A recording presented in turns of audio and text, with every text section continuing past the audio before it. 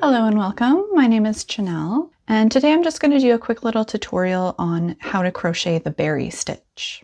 I have a project coming up that uses this stitch, so I wanted to do a tutorial in case you wanted to follow along with me on that project, or if you have another project that you're wanting to work on that uses this stitch. So I've gone ahead and done a row of single crochet.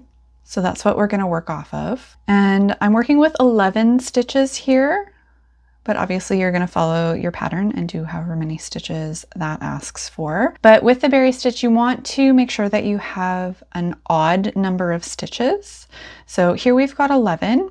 And the reason that we want an odd number is because we're going to work the berry stitch every other stitch, and then we'll do a single crochet in between each one. So we're going to start with a single crochet, end with a single crochet, and then have a single crochet in between each berry stitch. So I'm going to start by doing my one single crochet, and then I'm going to work my first berry stitch. So to do that, I'm going to yarn over, insert my hook into the next stitch, yarn over, and draw through a loop.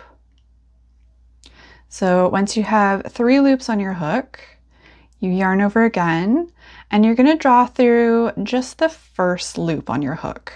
So you should still have 3 loops. And then from here, we're going to yarn over again, insert through that same stitch, yarn over, and drop another loop. So you should now have 5 loops on your hook, and then you're going to yarn over and draw through all 5 of those loops. So that's our first berry stitch. And from this side, it doesn't look like a whole lot, but that is because berry stitches are worked from the back side. So the front of the stitch is actually on the other side. So after you work your first berry stitch, the next stitch again is going to be just a single crochet. And then we're just going to alternate berry stitches and single crochet for the rest of the row.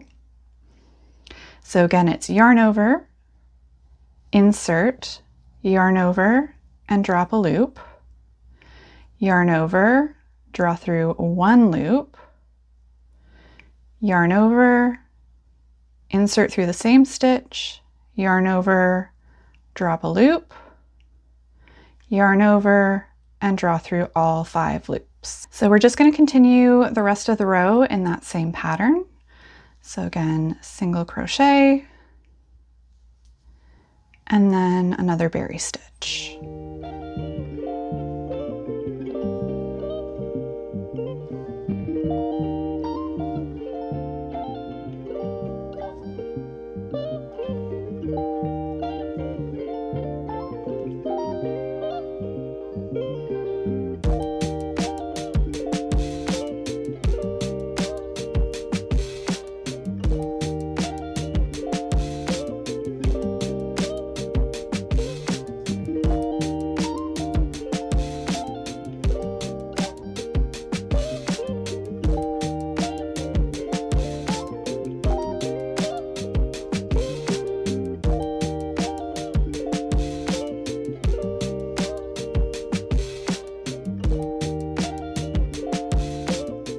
And then we're going to end our row with a single crochet,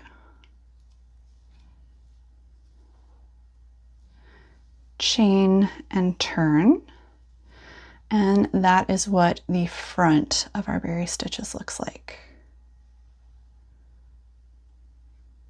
So now, because the berry stitch is only worked from the back, because we are now working down the front of the piece, the next row is going to be all single crochet.